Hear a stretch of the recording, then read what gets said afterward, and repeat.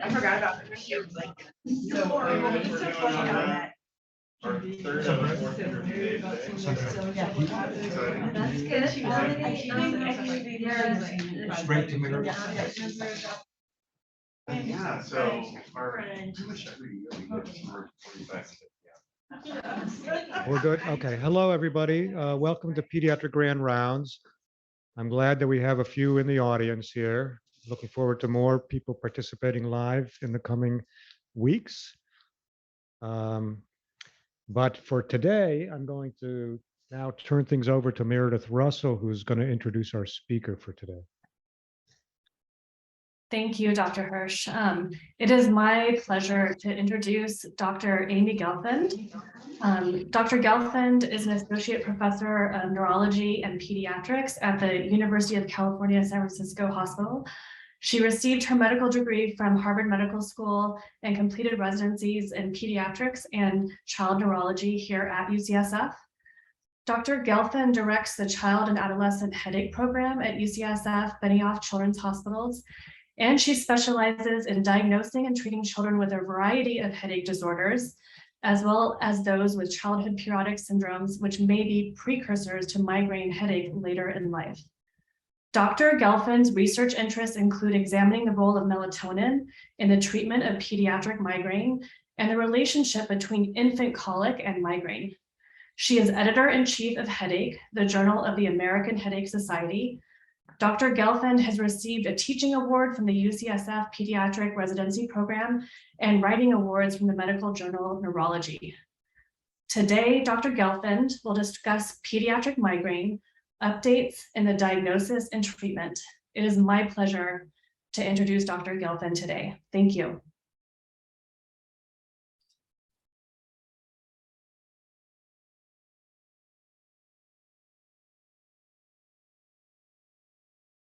Thank you so much for having me. I'm going to show you my disclosures here. None of them are relevant to the topics at hand. Anytime you're seeing a picture of a child, the parent or caregiver has given their permission for the use of that image. We're going to try to cover a lot today, thinking about phenotyping among some of the most common presenting primary headache disorders, migraine versus tension type headache. We'll talk a little bit, as we just heard, about the episodic syndromes, sometimes called the childhood periodic syndromes, that are associated with migraine, things like infant colic, benign paroxysmal torticollis, cyclic vomiting syndrome. And then we'll get into more practical things, how and when do you prescribe a triptan to a kid or an adolescent? And there are the most up-to-date pediatric migraine acute and preventive treatment guidelines are from 2019. They were jointly published by the American Academy of Neurology and the American Headache Society. So we'll talk a little bit about what they guide us on. And then we'll talk a little bit about environmental influences that might impact how often migraine frequency is occurring for young people, and get into the newest generation of migraine therapies, those that target calcitonin gene-related peptide, which is CGRP, a peptide that's highly involved in migraine pathophysiology. So when we're seeing a kid who's coming in with either headache or recurrent headaches, our first job is really to figure out, what are we dealing with here? And the first branch point there is really, are we talking about a primary headache disorder? And I've put a couple examples there, like migraine, cluster headache, those types of disorders. Or are we talking about a secondary headache disorder? And those are things that might come in also very commonly. Headache attributed to trauma to the head or neck, that's often called a post-TBI headache or post-concussive headache. Headache attributed to infection. We see a lot of headache attributed to systemic viral infection, if that's coming from the flu, influenza, if that's coming from COVID. There's lots of kids who are coming in with that type of presentation, or they might be coming in with headache attributed to central nervous system infection if they've got an infectious meningitis or meningoencephalitis. So certainly those types of presentations. And then the more rare presentations, IIH, idiopathic intracranial hypertension, when the headache is secondary to high CSF pressure, or what parents are always worried about when they're coming in is, are my child's headaches due to a brain tumor? My colleague Alyssa Reddy is here, and certainly that's what is always at the forefront of parents' minds is this headache problem coming from a brain tumor? And how do we how do we navigate this? Well, we have the International Classification of Headache Disorders. This is essentially the DSM of the headache world. This ICHD is currently in its 3rd edition. And this walks us through how we navigate if we're dealing with a primary headache disorder, and if so, which one? And if we're dealing with a secondary headache disorder, and if so, which one? I'm showing you here the ICHD diagnostic criteria for migraine. I've highlighted in red where the criteria differ for children and adolescents versus adults. They can have shorter attacks. This is particularly true for younger kids under the age of 7. So for adults, the minimum duration is going to be 4 hours, and that's untreated or unsuccessfully treated. You took your ibuprofen, it didn't work, that kind of thing. But for kids, it can be shorter, 2 hours untreated or unsuccessfully treated. Location of head pain is almost always bilateral in kids. That throws people off a lot, and they think it's tension type headache because it's happening on both sides. But 85, 90% of kids and adolescents will have bilateral head pain in migraine. And then they don't necessarily have to be able to articulate their sensitivity to light and sound. You can infer those from their behavior. Are they going into their room? Do they want the lights turned off? Are they pulling the sheets up over their head? Do they want you to be extra quiet? Those are all clues that what they're experiencing is migraine, not tension type headache. And then every single ICHD diagnosis has this thing at the bottom that says not better attributed to another disorder. It feels like a throwaway, but it's really not. It says that we've taken a thorough history. We've done a thorough neurologic exam. We've looked in their eyes and their fundi are normal. We've really looked things over and everything is good. And that lets us know that we're dealing with a primary headache disorder, not a secondary one. If we're looking at tension type headache, you've had at least 10 attacks, and the frequency is really going to vary depending on which subtype we're talking about. The duration is going to be a little bit freer. Bilateral head pain, you're going to see that in adults, but again, that doesn't help us so much in our population. You don't get the sensitivity features. You're not getting the pounding. You're not getting the sensitivity so much to movement or to other things like internal stimuli, nausea, vomiting. To make a headache diagnosis, it's all about the history. It's history, history, history. And this is why when we're staffing our headache fellows or anybody who's learning how to do this, we always staff in the room because you can't really figure it out after the fact. You really have to talk to the person who's experiencing the headaches and learn about what their experience is. And there's a lot of helpful things about taking a headache history in a kid. You've always got a parent in the room or a caregiver in the room. They can tell you wonderful information about family history of headache, whether they were colicky as a baby, all these sort of things that are really helpful. The most challenging thing is that you've always got a parent in the room, and then their incredible love for their little person. Oftentimes parents want to give the history and they want to tell you about what's going on. But if you don't have a systematic approach to this, it can feel like drinking from a fire hose. And I think this is why some people don't necessarily enjoy seeing people for headache, is it just feels a little bit overwhelming if it's all coming in, because it's really the kid's head and the kid's body, and you need to hear the history from them. So this is how I approach that. It's like elementary school. We assign seats. I put the kid right next to me. I put the parent to the side. This works on telemedicine too.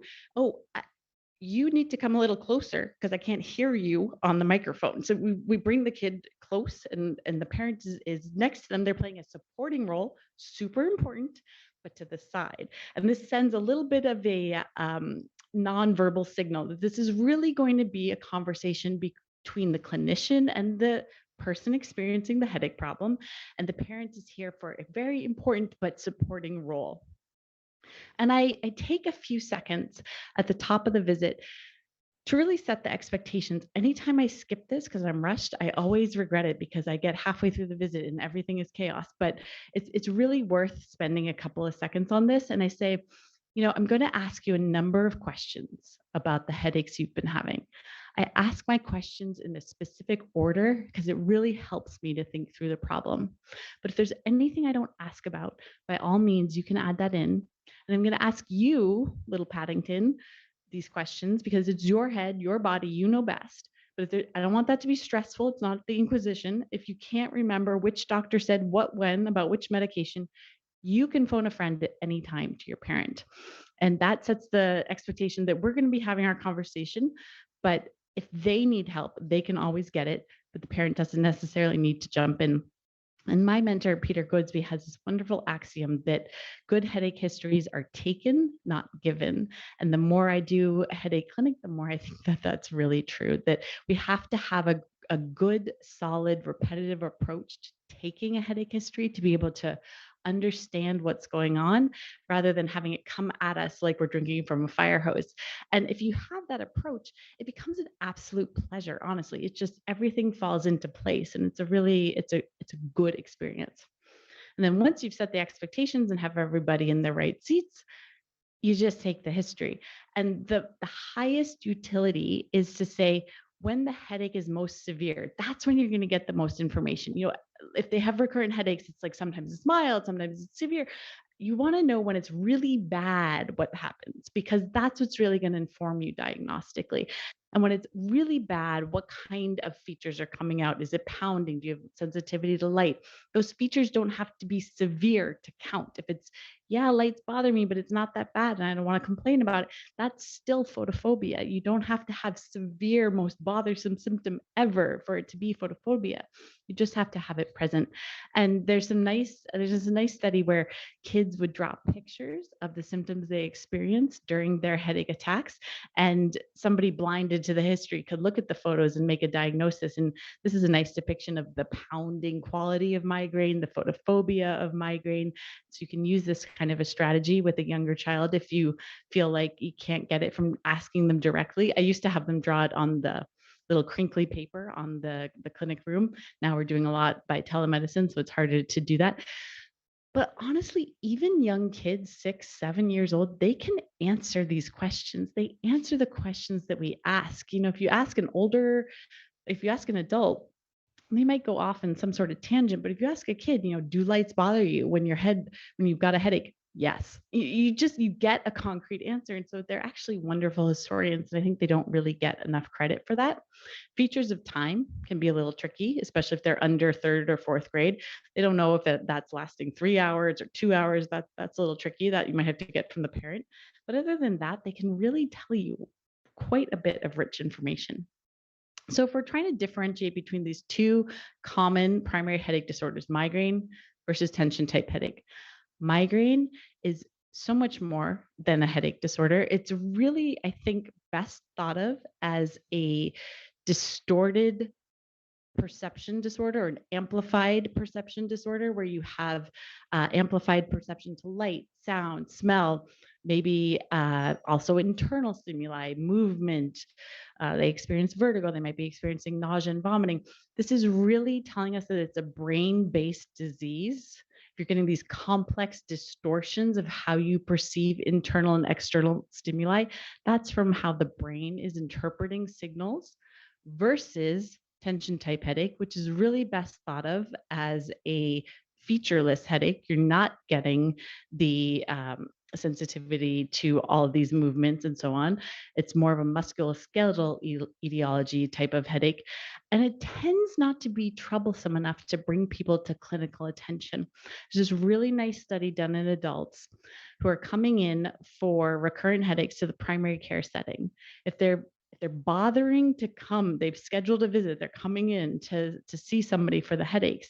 92, when they kept prospective headache diaries, 92% of them had migraine, 3% had tension type headache, and just a few percentage couldn't be classified. But if somebody is actually bothering to show up, if it's really troubling them enough that that's the reason for their visit, chances are that it's going to be migraine, less likely going to be tension type headache. And so now we'll transition a little bit for the rest of the talk, thinking about things in the migraine context. It's a very common disease in kids and adolescents. If you look at the prevalence here, if you imagine, great, 10-year-olds, the prevalence is going to be about 5%. Just to give you a comparison, the prevalence of epilepsy in kids is 0.5 to 1%. So even by age 10, the prevalence of migraine is 5 to 10 times higher than the prevalence of epilepsy in children. I often tell people that by the time you're in 4th grade, there's one kid with migraine in essentially every classroom, and then the prevalence rises from there. Before puberty, migraine is equally likely to affect boys and girls. As you go through puberty, you start to see that divergence where girls are going to be more likely affected than boys, and you get to that 3-to-1 ratio as you come into adulthood. Chronic migraine, which is the most difficult form of migraine.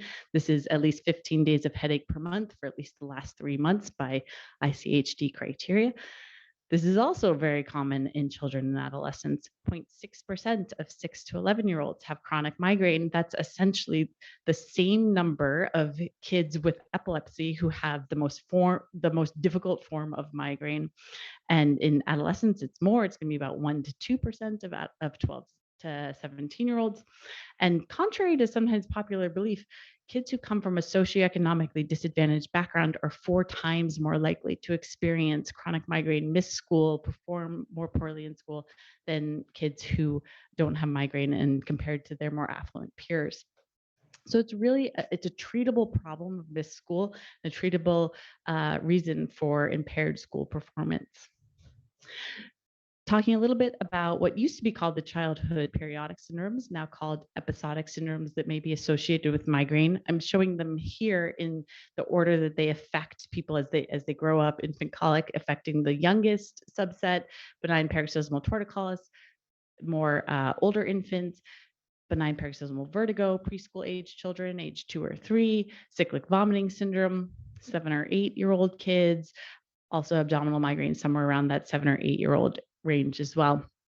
Infant colic has diagnostic criteria. You think about this in the general pediatric population, of course, but in ICHD, this is excessive or often inconsolable crying in an otherwise healthy and well-fed baby. Oftentimes people will think this is coming from some type of GI etiology, though there's not necessarily strong evidence for that. They're crying for at least 3 hours a day, at least 3 days a week, for at least the last 3 weeks, and they're otherwise doing just fine. And why am I even bringing this up in the setting of a migraine talk? Well, there's now actually a pretty substantial body of literature linking infant colic with migraine in children, and including work from our group where we've shown that mothers with migraine are more than twice as likely to have a baby with colic, especially if they have chronic migraine, if they have more frequent migraine.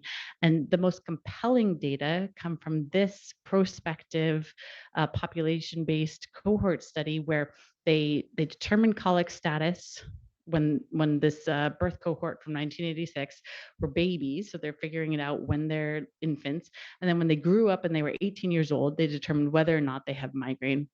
And looking back, those who were colicky as babies were more than twice as likely to develop migraine without aura when they were 18 years old. And there was not an associated with migraine with aura, which I think speaks a little bit to the genetic diversity between what the genes that cause migraine with aura versus the genes that cause migraine without aura. And this actually holds up with correction for multivariate regression, but it seems to be that there's really this marker where infant colic is associated with migraine down the line.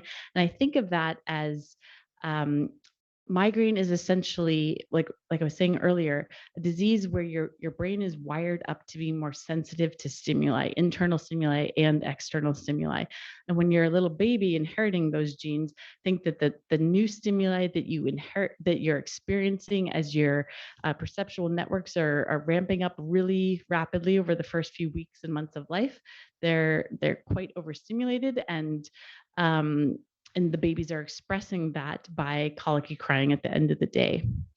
So I think it's reasonable to sort of ask ourselves, are the things that we know can help kids with migraine something that we might want to apply to babies with colic? This is a very young patient population, so we're not thinking about giving them sumatriptan, but basic type things. Can we decrease the number of people in the room? Can we quiet down the situation? Can we lower the lights? And there is a pilot study done decades ago at this point suggesting that those type of interventions might help a colicky baby to settle things down. If we were to think about pharmacology for this population, probably it would be acetaminophen because that would be safe for this age group. Moving to a little bit older, benign paroxysmal torticollis, BPT. These are the diagnostic criteria for that disorder. This is probably the most rare of the episodic syndromes that are associated with migraine, but these babies have head tilt episodes. That's a torticollis component that lasts for hours to days. And during those attacks, they might be fussy, they might be irritable, they don't want to eat, they might be throwing up. If they're old enough to be walking, they may be ataxic during that time. And I'll show you, let me see if I can get this to work, a little video from one of the patients that we talked to. Nope. You can kind of hear it. So the baby's got the torticollis to the right side. The caregiver is on the right. So the baby is looking at them. They're not altered. This is not something that's coming from an epileptic focus. They're alert and oriented, but they're not happy. And certainly, I think that it's a hard sound to listen to when they're fussing. But certainly, this is a baby in the midst of an attack, and they're fussing away for us. And you can just see that it's not that they're altered. And while the name is benign paroxysmal torticollis, I think it's really questionable whether this is actually benign. Many families who have kids with this will say that the child is experiencing developmental delay, most often gross motor delay. And I don't know if that comes from the underlying genes are correlated with some other developmental issues, or if when you're an infant, you spend 1 week out of 4 tilted, you can't really figure out how to stand and walk because you're not getting all the opportunity to practice that you should be. There is an association between one of the mutations, the CA-CNA1A mutation, that's associated with familial hemiplegic migraine, where they get motor weakness with their attacks. That's associated with benign paroxysmal torticollis. So it's a nice tie-in to the genetic underpinnings of migraine. But this is a disorder that really does cause a lot of distress for both the kid and the family. And so calling it benign is probably not exactly accurate. And to understand that better, we reached out when one of our fellows, Dr. Caitlin Green, was here. She did a project where she reached out to families who had kids with BPT, either currently experiencing attacks or had experienced them when they were younger, either through our clinic or contacting them through social media, and interviewed them really all over the world. When we map this, she talked to people all over the world and asked them, are you willing, in addition to sharing your experiences and your symptom burden, are you willing to share photos and videos? And that's where some of these things come from. And her series of talking to 73 families is on the right and compared to families in the literature. But this is a disorder that starts in the first half of infancy. The duration of attacks is usually on the order of days. The frequency can be very highly variable, but maybe every 8, 10, 12 weeks, quite variable. And they usually outgrow it around preschool age. And then when they get a little bit older, start expressing those genes as migraine headache. These are the symptoms that the kids would experience during their BPT attacks. You can see a number of things that would be common for when you're seeing a kid with migraine: photophobia, phonophobia, movement sensitivity. There's also, it's not necessarily just torticollis, the neck component. They can have abnormal trunk posture or limb dystonia as well. So the movement disorder component can be more than just the neck. And if they are old enough to be walking or crawling, you might see the ataxia component. And again, it's not necessarily benign. The majority of families in this study reported that they had developmental concerns about their baby. They didn't necessarily walk on time. Gross motor was definitely the most common concern. And it might be more of a thing of they're getting frustrated. They can't necessarily move forward when they're having their attacks. When the attack frequency quiets, they'll often catch up on their developmental milestones. And for families, a lot of the frustration comes from not knowing what this is. It's a rare disorder. There's a survey study where 2.4% of pediatricians have ever heard of benign paroxysmal torticollis. So there's a lot of diagnostic delay, and if they're vomiting, they can't go to daycare, the siblings are affected. It's certainly something that worries people, generally speaking. And so when we ask them, what do you really care about? What do you want to see come next in research?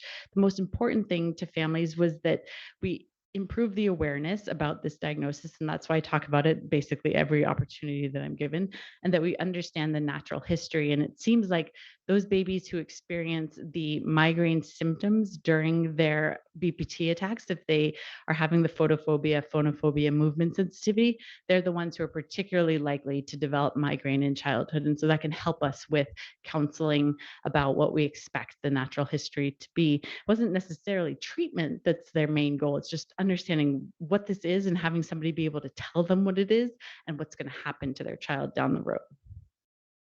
So now thinking a little bit about treatment of migraine, we have historically thought about acute treatment, which is what you do when your headache is happening, your other symptoms are happening, they've started, or for the people who are in the pediatric headache program, they often have continuous headache if you're getting an exacerbation of your symptoms, versus prevention, which is what you maybe do or use every single day to try to decrease the frequency of your symptoms, decrease how often you have severe symptoms, decrease the duration of your severe symptoms.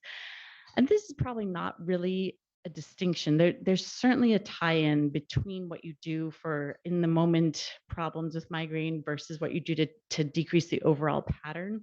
People will talk a lot about medication overuse headache. If you're too frequently using certain medications, you might drive up the frequency of migraine. That's the opposite of what we want to do. But the reverse is also true. There are some treatments that are useful. While they're useful for acute treatment like naproxen or dihydroergotamine, which is DHE, if you repetitively dose them, they can actually have a preventive effect, a dampening down effect of the overall process. And so acute and preventive therapy are not entirely separate phenomenon. It's really more accurate to think about them as acute and preventive therapies. But it's still a useful construct, both for explaining the phenomena to patients and families and also to trainees, but just keeping in mind that overall these are related and intertwined.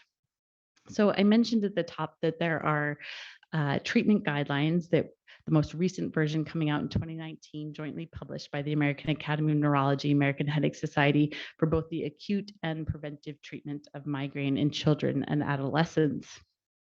And then I thought the most effective way to walk through this a little bit was to think about it in the context of a patient. This is the most common from an epidemiologic standpoint. We're seeing a teenager, a female teenager who's having attacks a couple of times a month with pounding headache by temporal location, 6 to 24 hours. She's got photophobia and phonophobia. She wants to go lay down in a dark room during head pain. That's going to be a good indication of movement sensitivity, avoidance of routine activities.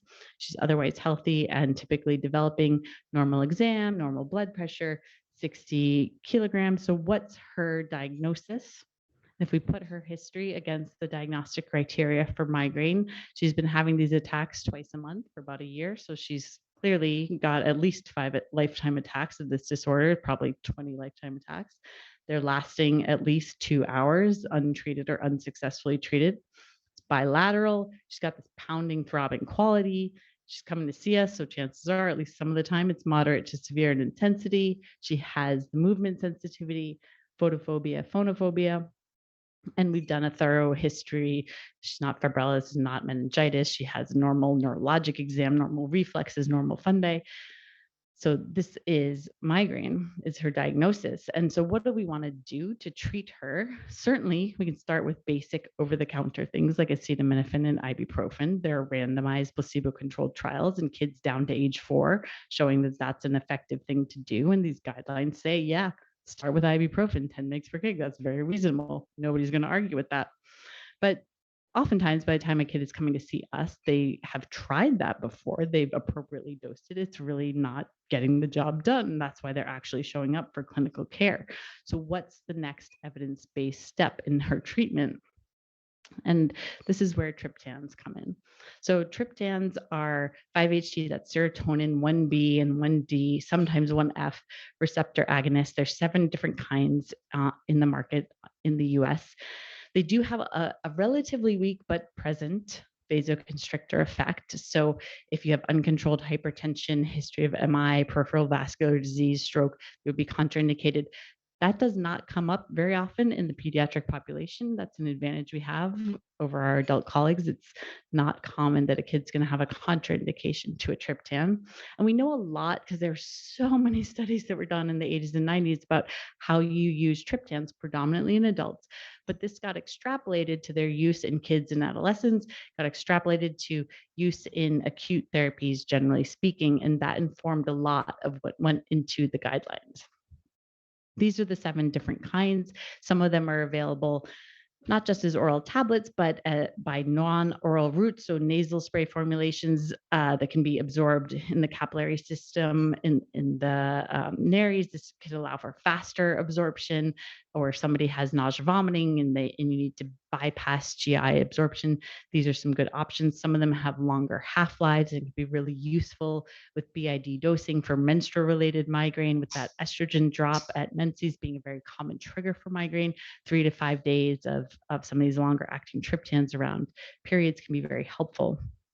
And there are now 4 that are FDA approved for use in the under 18 population. Almotriptan was the first one labeled for 12 to 17-year-olds. That's a tablet. Rizatriptan is actually labeled all the way down to age 6, and it comes as a melt, so they don't have to be able to swallow pills, which is wonderful because a lot of kids under 8 just cannot do that.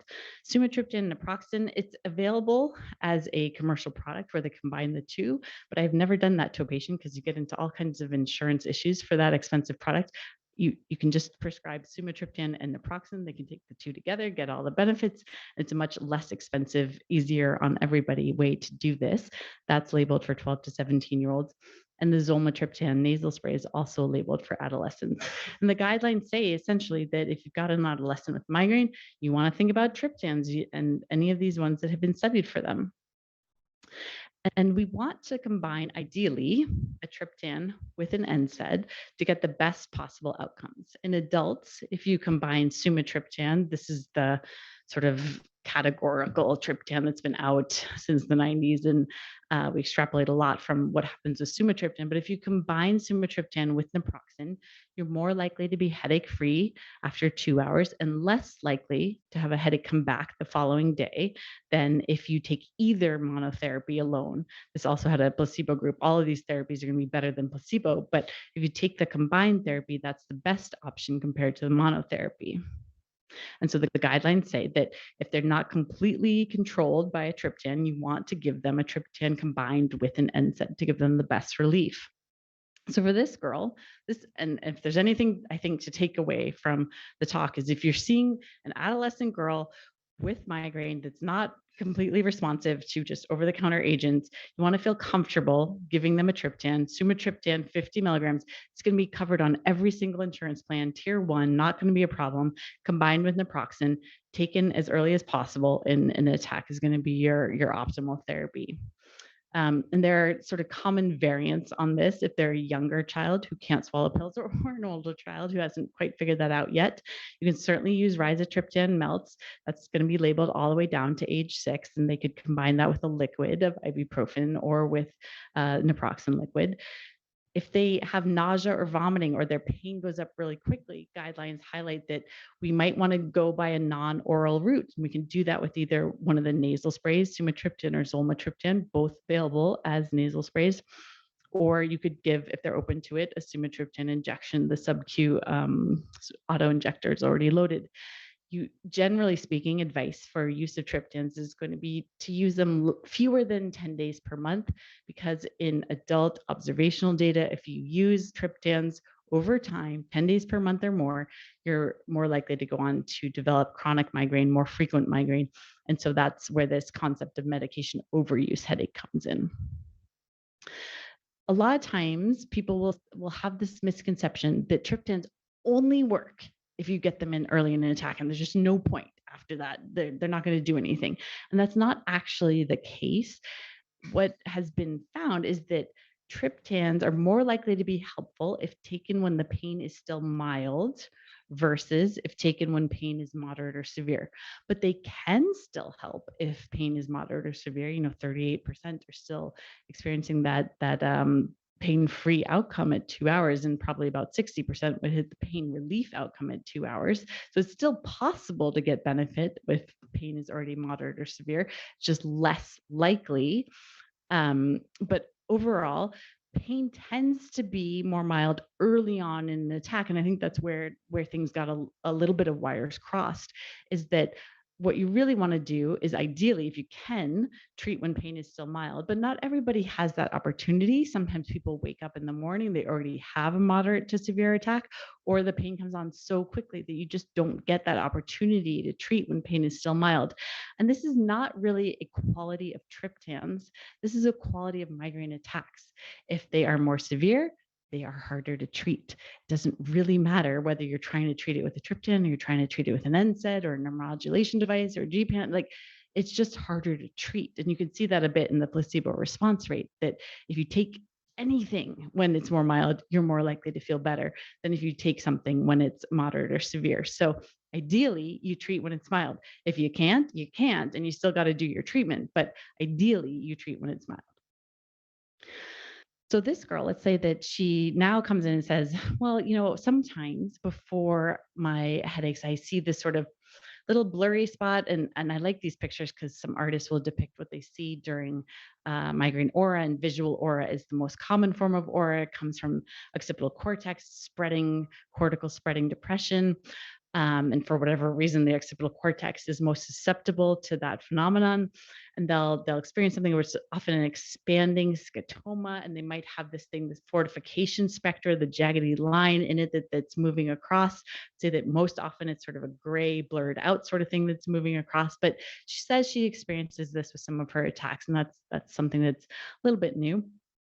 And she wants to know, you told me I should treat when it's mild. Should I actually treat when this part happens? Because this is the warning, even before the headache happens, you might be asking yourself, well, is it even okay for her to take a triptan if she has aura? How do I think through that? And that's a good question. Should you take it when, even before the head pain has started, but you're experiencing this visual phenomenon?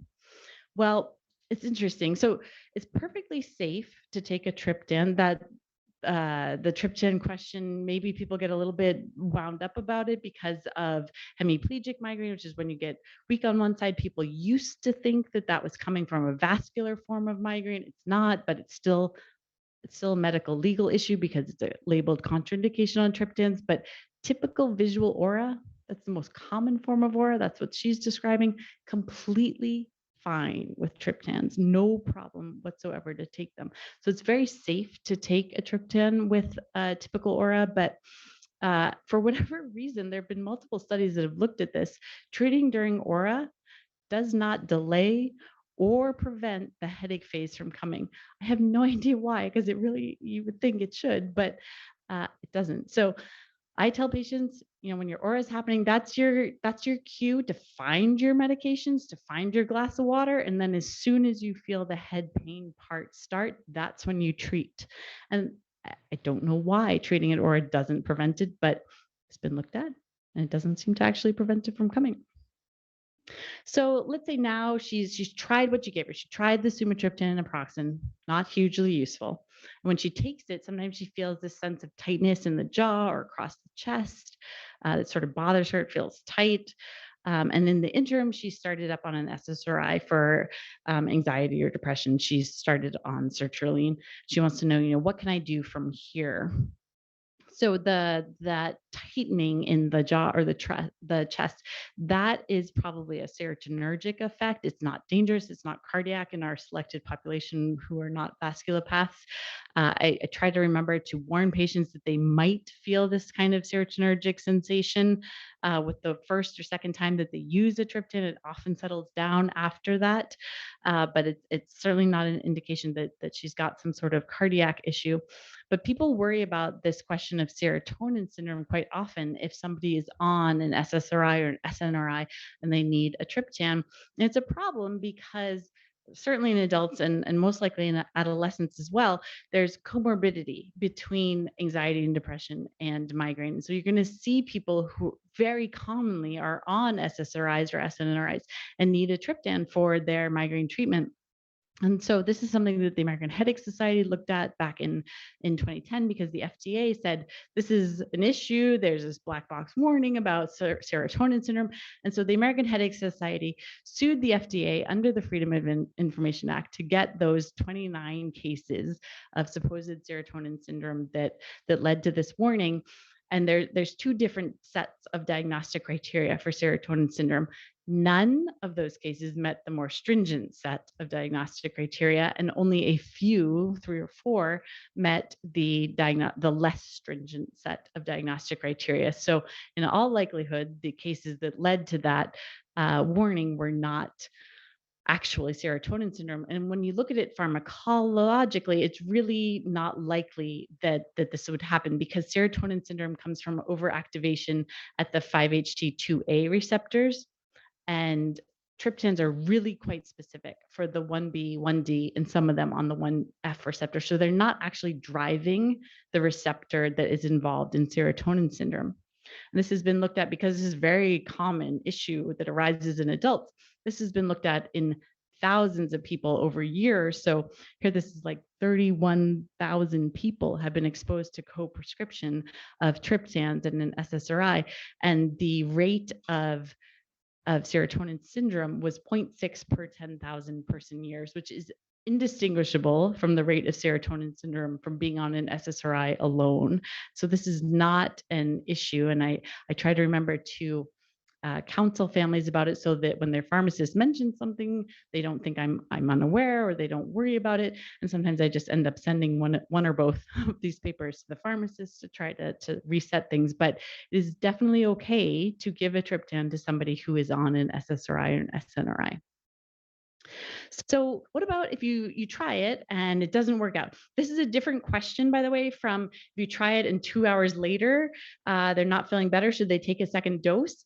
That has been, taking the second dose of the same triptan has been shown to be safe, but never shown to be more effective than having taken that first dose. The time that the triptans went through their approval with the FDA, all they had to show for that second dose was that it was safe. They didn't have to show that it added anything above that. If they went through now, they'd have to show that it added something. So it's a safe thing to do, but it doesn't actually add. But this is the question of, you've tried for several attacks to treat with sumatriptan and nothing's happening, it's not helping you. Is it worth trying a second triptan? And it turns out that it is, and the guidelines for acute treatment of migraine in kids would say that you should try a second triptan. These are adult data of people who had not responded to sumatriptan, the most commonly used first-line triptan, and they tried elatriptan. And they were just as likely. If you look at their 2-hour pain-free or pain response rate, they're in the 60 to 70 rate, which is what you would expect from a completely unselected population. So they seem just as likely to respond to a second trial of triptan than people who have never tried a triptan before. So it's worth trying a second triptan if you didn't respond to the first one that somebody gave you. Why is that the case? I think it's probably something about the pharmacokinetics of the triptans vary from one to another. They may have different onset times. They may have different half-lives. They certainly have different propensities to cause certain side effects. But it's very reasonable to give somebody a second triptan if the first one is not giving them the relief that they're looking for. And you'd certainly be within guidelines to do that. So for this girl, she had that side effect of the tightening of the jaw and across the chest. Amitriptan is a little bit less, I didn't show that data, but is a little less likely to cause that side effect than sumatriptan is. And so, if I were seeing her in my practice, I'd say, let's try amitriptan instead of sumatriptan. We'll still pair that with an naproxen to try to get the best 2-hour pain-free rate. And so it's okay. We see her, she's tried now. She's gone through the second trial of a triptan, and she's still not moving forward. Certainly a frustrating situation for everybody. And now we're getting well beyond, I think, where data can guide us. It might be very reasonable to keep going with a third triptan. We don't have data to guide that, but what should we do? So this is where I think it's important to start thinking about CGRP, calcitonin gene-related peptide.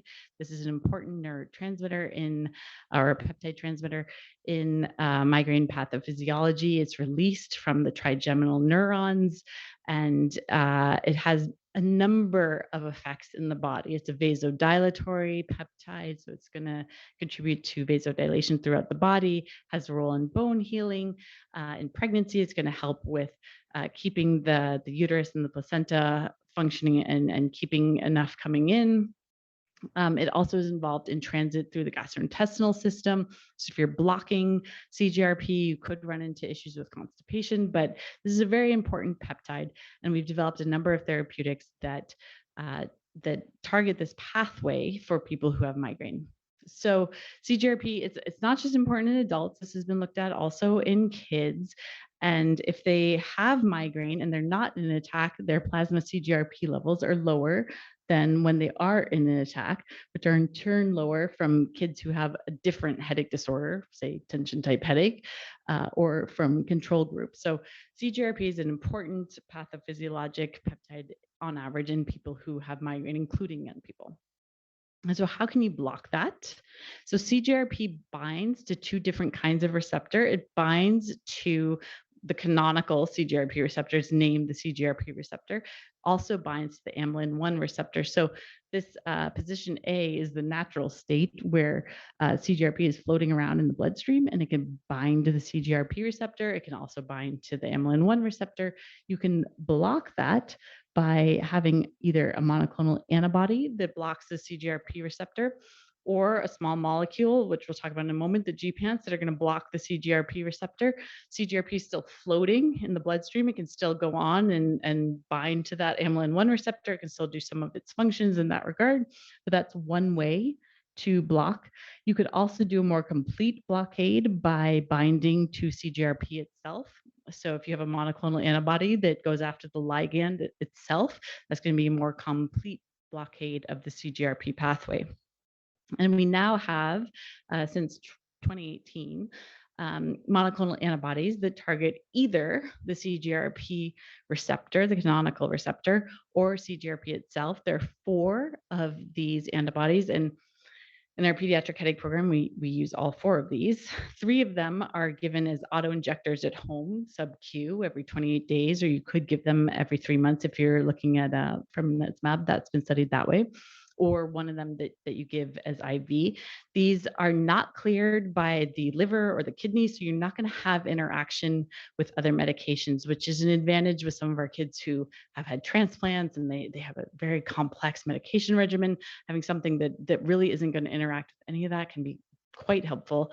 And they have long half-lives because the process, like any other IgG in our bodies, they're processed in the cells that line the endothelial system in our blood vessels. And generally speaking, this is not like giving somebody IVIG where we're giving 2 grams per kilo. We're giving a ton of IVIG in that sort of situation. This is where we're giving 0.1 or at most maybe 1% of, relatively speaking, the amount of IgG that's in somebody's body. The other place that we could do this using what's called a gepant. These are small molecule oral inhibitors of the CGRP receptor. There are now 3 of these on the market. And Rimegepant is labeled for both acute treatment in the moment as needed treatment and as preventive treatment taken every other day, interestingly, as a preventive. Brogepant, it was the first one to market and is labeled just for acute treatment. And Atogepant is labeled just for preventive treatment given every single day. So you can block this in a bit of a shorter way if you don't necessarily want to jump in to monoclonal antibodies where it's a longer blockade. You can do this orally in a shorter potential. And very differently from triptans or some of our other over-the-counter elements, you're not going to run into medication overuse headache. We know from that monoclonal antibody data that the more you block this pathway, really the better, the less likely they're going to be to have migraine, to have it frequently. So overall, the more you block this pathway, the less likely you're going to have it. So you can use these medications often. These are the 3. The half-life is a little longer, as you might expect in Rimegepant or in those who Atogepant, and they tend to be very well tolerated. So these can certainly be good options. So for this girl, we could give her, if I were seeing her in my practice and she tried 2 triptans beforehand, I would give her Abrogepant for her acute treatment, but that now we're in a complete data-free zone. This is well beyond the guidelines. You could certainly go to a third triptan. You could certainly think about other NSAIDs. There's really any other sort of thing that you could do. If she's having a lot of nausea, vomiting, then you want to make sure that you're offering an NSAID, but there's really a number of directions to go in this type of situation. So with preventive treatment, it's really a bit of a different story. It's multifaceted. You're going to want to make sure that you're optimizing their acute treatments. And if they have chronic migraine, combining cognitive behavioral therapy with amitriptyline is going to be really important. But I think that there's a lot that comes out when you think about who needs to guide therapy and what type of situation. And certainly the preventive guidelines highlight this emphasis on, who modifying your sort of lifestyle or healthy habit type things. And this can be a tricky thing, in the CHAMP study that was looking at comparing different medications for migraine prevention, all of the kids were also told they need to, sleep and drink and eat and exercise and do all these things in sort of like a perfect walking along the high wire sort of way. And you could say, well, on the one hand, that's all great advice. It's very healthy. Nobody's really going to mind. But is that really a normal way to go through childhood? And are you sending the signal to them that they can't do some of the more challenging things? They can't take that AP class because they won't get enough sleep or whatever it is. Do they really have to go through a different sort of thought process about whether or not to go to the sleepover party than a kid who doesn't have migraine? And you can sort of see my particular bent. We've looked at this, and the evidence I don't think is necessarily there that all of these types of lifestyle modifications are really evidence-based, but it's very ingrained. And some of it, I think, is not necessarily really within the control of a patient or their family. And I think sleep is a really good example of that. Adolescents have a delayed sleep phase. They can't fall asleep before 11 p.m. In recognition of that, because they need at least 8 hours of sleep, the American Academy of Pediatrics recommends that middle schools and high schools begin no earlier than 8:30 a.m. So, the physiologic wake time might be 8 a.m.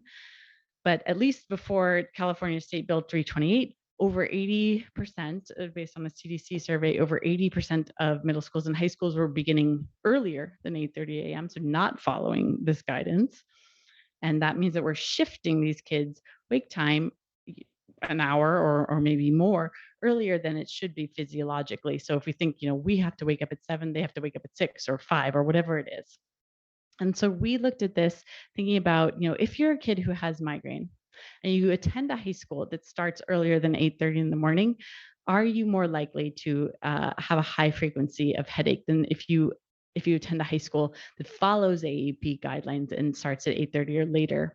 And we recruited these high school students with migraine using social media advertisements. They filled out surveys online. We asked them a number of questions about various aspects of their schedule and their recalled headache frequency. We screened about almost 1,400 kids. Some of them didn't pass the screener. They didn't meet migraine criteria, but over 1,000 ultimately screened into either this early start or late start group. And indeed, kids who were coming to the early start schools had more frequent self-reported headache than kids who are starting at what I'm calling late start, which is just following AAP guidelines, starting at 8:30 or later. And they're definitely more likely to get at least 8 hours of sleep if they're following if they're at a school that starts at 8:30 or later. And so if we look at that degree of difference, I'm going to go one more. So the difference between them in unadjusted model is almost 3 days per month of headache, which is actually quite a bit. But let's adjust for the other things that we know are involved in headache frequency, whether you're on a preventive, if you're a girl or a boy, how much homework you have, how much sleep you get, all those things. Even when we maximally adjusted this model, the kids who went to a late start high school would have on average 1.3 less headache days per month than the kids who went to the early start schools. And just as a basis of comparison, the adolescent study of topiramate for migraine prevention in adolescents that led to the labeling of topiramate for migraine prevention in that age group, the difference between the active and the placebo groups was 1.5 days per month. So this is the kind of effect size that you see from prescription medication, also in a maximally adjusted model for high school start time. So, if you confirm that in prospective studies where people are keeping headache diaries and sleep diaries, this really could be something that makes a huge difference in the number of headache days per month and how much people are missing school. And I think we're lucky to live in California, where we have the state bill 328 that went into effect this school year that mandates that all high schools begin at 8:30 or later, for a number of health reasons for adolescents, but migraine also included. So to summarize, we want to make sure that we're always making a headache-specific diagnosis. Migraine is very common in these age groups. We might see variations of migraine before it looks like migraine. It might look like infant colic, episodic, benign paroxysmal torticollis, all those other sorts of episodic syndromes. If we're thinking about acute treatment, combining an NSAID with a triptan is going to be optimum therapy and guideline based. If we're on preventive treatment, it's a much more complex picture, but I think thinking about not just what we can do as clinicians, but what society can do is also a really important angle on migraine prevention for this age group. And thank you so much for having me. I'm happy to take any questions. And you can certainly also reach out to me or any member of our pediatric headache program team at any point. Thank you.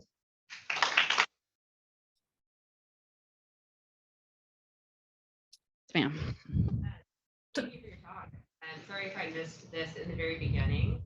To what do we attribute the difference in sex, in male and female? And specifically, do we think that's an estrogen effect or something about how they're socialized? And are there any data about trans youth? Yes, such an interesting question. So difference in sex, why does that happen? And it does come out once you go through adolescence. So I think that indicates that it's coming from some sort of hormonal effect. And it has historically been attributed to the drop in estrogen that happens around menses, and menstrual related attacks are longer, harder to treat, trickier, generally speaking. So I think it's probably related to drop in estrogen around periods, but that's not a fully answered question, because there's some question about whether it might be oxytocin related, because there's also changes in oxytocin across the menstrual cycle, or related to some other kind of hormone. And we're just using estrogen as this sort of standby marker. But I think it's not a yet fully answered question. Yes. Thank you. That was really a great summary. I may have missed this, but you said that if one dose of sumatriptan doesn't work, the data show that second dose doesn't help. What about with the first dose, 50 milligrams per 100? Yeah. Yeah, I think that's a really good question. So if somebody tells me that I think that if we give them the proper dose from the get-go, that's the optimal strategy to go from. And I don't necessarily have data to support that, but if they're not responding to what is sort of a soft or medium dose, I would certainly say it's worth, as long as they tolerated it, maximizing their dose of their first triptan and having them take that right at the get-go, so that they're getting the 100 milligrams all at once, right at the get-go, to see if that can do the job, rather than saying take 50 and then take 50 in 2 hours. I think it's better to give 100 all up front. But still, if they don't respond to that sort of strategy, then I would move on to a second triptan at that point. Sandrine. Thank you, great talk. I was very interested in this idea of the school start time for two reasons. One, we don't live in a society where all jobs start at 9 o'clock, right? Right. So I'm wondering some thoughts about what that means for families that have working parents that start Huge. their jobs, right? Yep. And potentially the disparities as a result of that.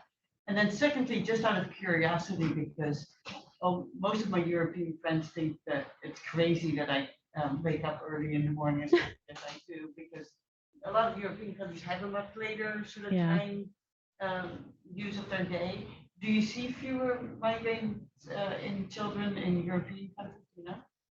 That's an interesting question. I haven't seen kids prevalence broken out by country, so I can't answer that. But I think it's a really important question. We already have this very clear disparity issue, where kids who are coming from socioeconomic disadvantaged backgrounds are 4 times more likely to have chronic migraine. And then you bring in this other element of parents' social schedules and their work schedules, and it's really hard. How do you navigate that with school start time?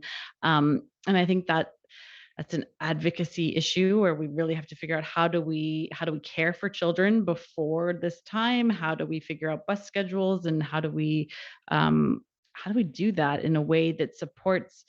Fortunately, it's adolescents who have the delayed sleep phase. So hopefully they're a little bit older and can maybe be on their own for 20 or 30 minutes in the morning.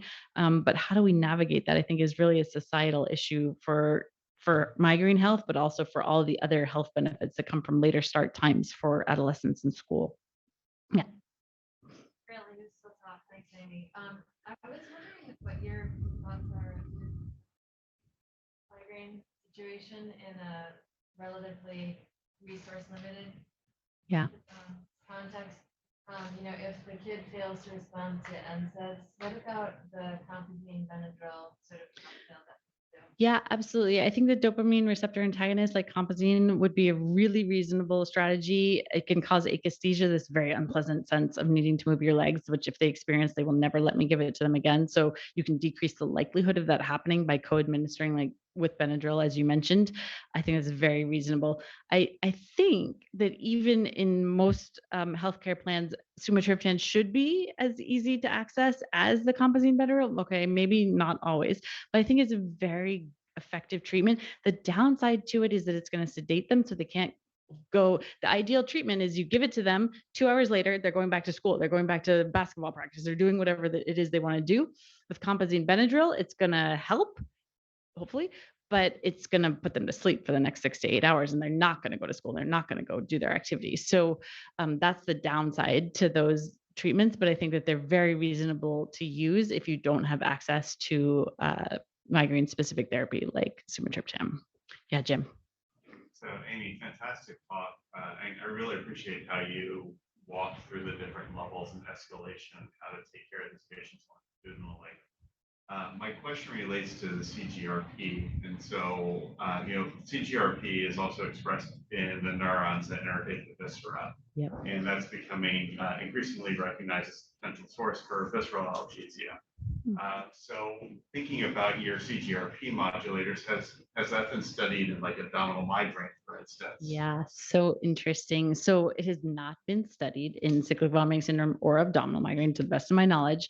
I do have some kids who have pretty refractory versions of those conditions where I have tried it because they didn't respond to amitriptyline or X, Y, and Z. And I think it can be a useful piece of the puzzle. That said, the constipation side effect potential has sometimes really been difficult. And I think it's a great opportunity for neurology GI collaboration, because how best to help them with that potential downside to CGRP pathway blockade can be a really big issue for kids who have a strong abdominal component. There was one more, I think, somewhere. Maybe not. All right. Well, thank you so much. It was great to be here. Thank you.